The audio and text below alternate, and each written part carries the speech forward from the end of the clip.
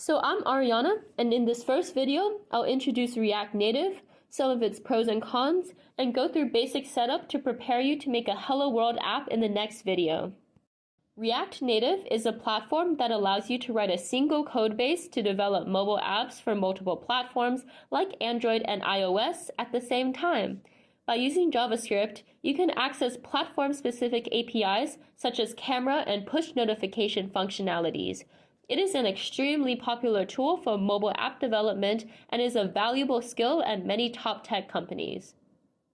It is highly recommended that you have experience with JavaScript and React.js if you want to use this platform, so consider that when deciding on what mobile app platform you want to use.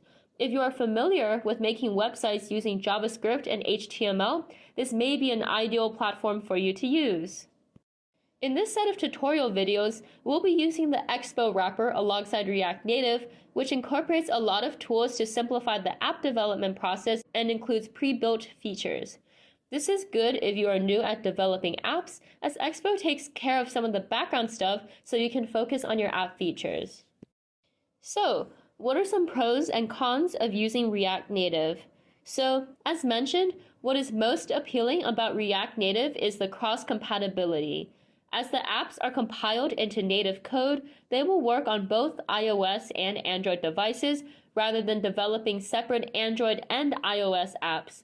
While you are required to submit an Android app for Ready Set App, if you are looking to take your app further than this competition, being able to deploy on both types of devices is extremely useful and cuts down on development time. Another feature that React Native has is hot reloading. This means that you can make changes in your code and see them reflected in the app in real time, which can save a lot of time needed to build and deploy your code in platforms like Android Studio. Additionally, since React Native is an extremely popular platform, if you take the time to learn it, you will have learned a valuable skill highly desired by many companies. Finally, React Native has an extremely large and active community, meaning that there will be a lot of resources if you run into issues with your code. So, why may you not want to use React Native? A lot of issues that stem from using React Native come from lack of experience with JavaScript and React. Even with prior knowledges of these languages, React Native has a learning curve, which then becomes even steeper if you aren't familiar with the language. This can also cause issues with debugging if you are not familiar with the framework. Therefore, if you don't have experience with JavaScript and React, or don't have prior programming experience in general, this may not be the best first-time experience. Additionally, while React Native and Expo has evolved and now supports nearly all features necessary for building most mobile apps, it may be lacking in some. Therefore, you would have to fall back on native app programming skills, in this case, knowledge of Java and Kotlin for Android app development. As Ready Set App only requires an Android app, the cross-compatibility may not be as appealing if you are missing some features that you want to include and don't want to build from scratch.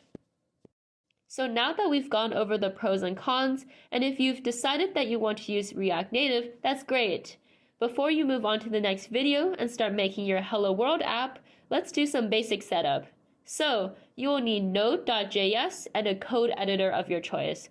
I and many other people use VS Code for this, which I already have on my computer here. If you don't, you will need to follow the instructions to download it here for your device. The link is here on the video.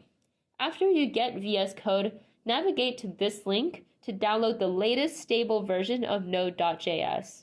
So, this concludes the first tutorial video.